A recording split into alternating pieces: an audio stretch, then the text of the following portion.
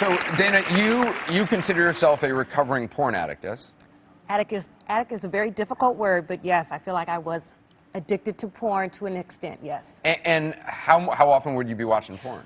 I'd say about 4 years ago, I started watching porn. I had a free trial of premium movie channels on my TV, and I live on the West Coast. I had an East Coast feed, so at 8 p.m. one night, I'm like, whoa, you know, I'm seeing a lot of pornography, and so I started watching innocently, and then I started no one watching... watches porn innocently, but... It was innocent. It was at 8 o'clock, and it was on.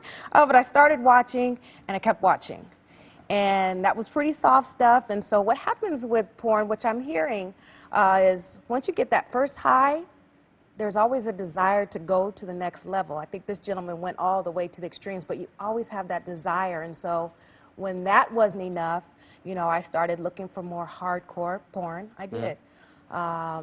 And then when that wasn't enough, you know, I would start reading erotica. And so it just was a process where I kept going.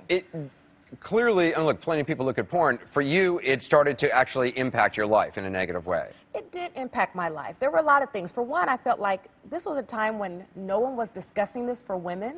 So I felt like I'm the only woman who's doing this, and I know that that's not the case since then. Not only that, at the time, I was active in my church, and so I was struggling with having a lot of guilt about that I was watching porn, and then I had this role going on at church. So it was different than the life you were leading in your church. You were a member of your church. That's not how people knew you. This was like your secret life. People did not know me that way. The other thing, Anderson, there's so many themes in porn. Like with porn, everything goes. Any type of vice, any type of fetish is there. And so there was a big contradiction for me for the things I valued. So how did you finally stop? Well, you know, I threw everything away. I tried to stop on my own. And eventually, I bought everything again. So that was a process. What happened for me is, in fact, one day at church, I just heard, in fact, a pastor speaking about sex addiction for kids and teenagers. So for me, that made a big impact because I felt like I wasn't the only one. He was also talking about women. But it was only when I actually confessed it to someone that I was able to start to stop. I needed an accountability person. Just like this gentleman, I was trying to stop on my own, and that wasn't working. So, one, I had to lock down everything in my house.